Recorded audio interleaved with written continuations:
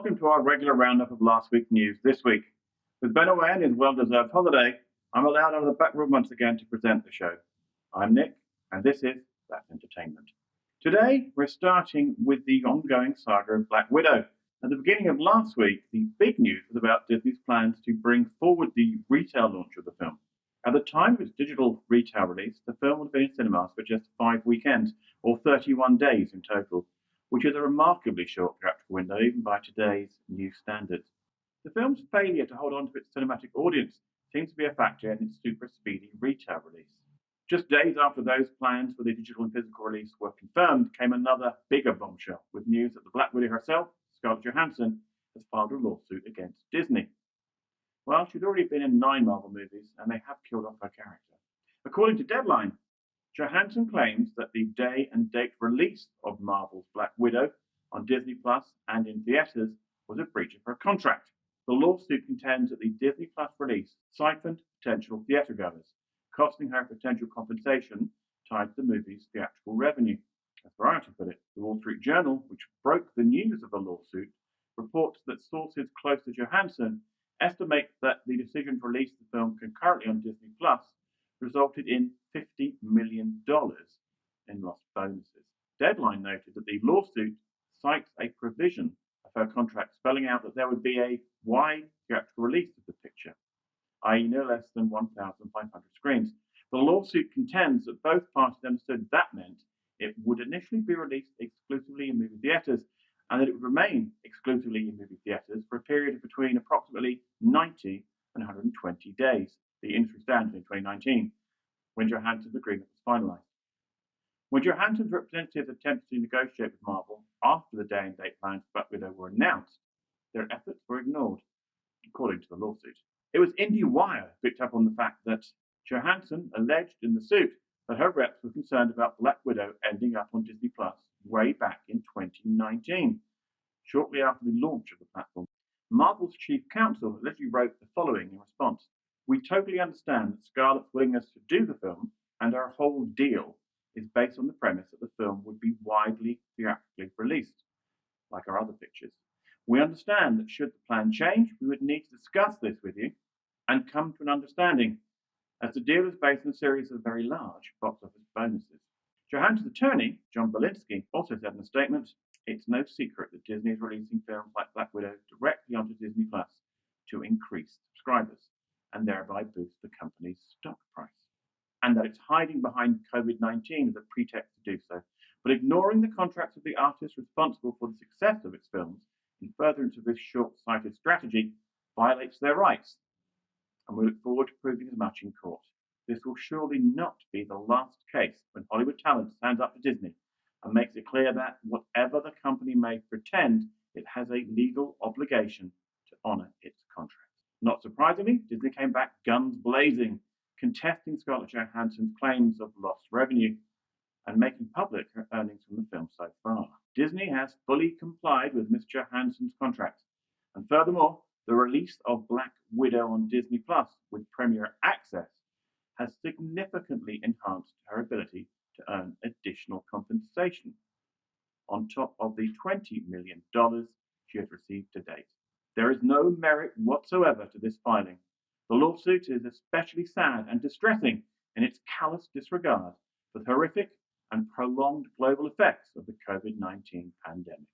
While Johansson's agent and CAA co-chairman Brian Lord released a statement on Friday, saying Disney included her salary in their press statement in an attempt to weaponize her success as an artist and businesswoman, as if that was something she should be ashamed of. The suit was filed as a result of Disney's decision to knowingly violate Scarlett's contract.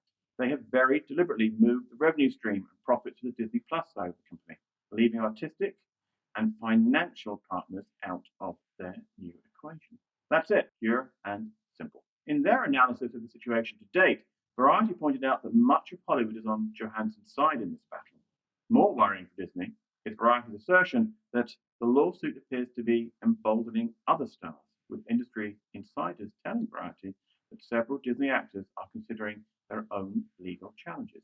That could create a cascade effect, one that could prove costly to Disney if they have to cut talent in on a bigger piece of the overall pie. And that's what's most interesting about this lawsuit.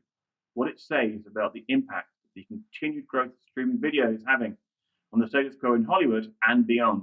The consequences of this clash of titans could fundamentally reshape the way the actors are compensated for their work at a time when new streaming services and a global pandemic have disrupted the theatrical landscape. Talent losing out on potential revenue because of a film's simultaneous theatrical and streaming release has been a contentious issue in Hollywood since Warner Brothers announced plans to release all of their films that way throughout 2021. As Hollywood Reporter pointed out, Warner Media and Warner Brothers have reportedly shelled out as much as $200 million to pay a parade of talent whose films have opened or are scheduled to open at the same time and on HBO Max, including Patty Jenkins, Gal Gadot, and Will Smith. And as Film Daily noted back in May, it's not just Warner Brothers who have had to deal with this problem in 2021. Representatives for writer-director John Krasinski and lead actor Emily Blunt, along with other producers attached to A Quiet Place Part 2, are currently in discussions with Paramount Pictures. They're seeking compensation for lost box office revenue, similar to what Warner Brothers paid its talent. So far, the studio has denied their request. It was IndieWire that pointed out, a rich actress deprived of millions is not the typical poster child for a labor dispute, but streaming is having a major impact on compensation for writers, directors, producers, and others with less stature than Johansson.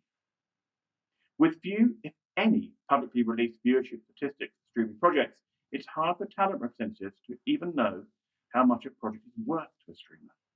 Some streamers have embraced so-called cost-plus or premium deals, ones that pay talent a percentage of the project's overall budget, as well as a flat fee for their work. Others are refusing that route, resulting in murky and frustrating negotiations. In his Hollywood Reporter analysis of the recent $200 million payout to the original The Walking Dead showrunner, Eric Gardner pointed out that those kind of talent-based back-end deals with huge potential revenue opportunities dependent upon long-term success can traditionally be found in TV as well as film. But he thinks their time may now be up. Led by Netflix, today's streamers are relying even more heavily on self-produced originals. The difference is that today's studio dealmakers, somewhat adverse to transparency, are now looking for a financial model that diminishes percentage-based back-end altogether. So instead of giving a show's creator, say, 15% of net profits, studios are beginning to experiment. For example, Disney is combining bigger upfront payments with bonuses tied to seasons, episodes, awards, and other hard targets. But the problem of assessing the long-term downstream value of a film that launches on a streaming platform is something we keep coming back to. And it's something that Netflix film chief Scott Stuber flagged this week in an interview with Variety.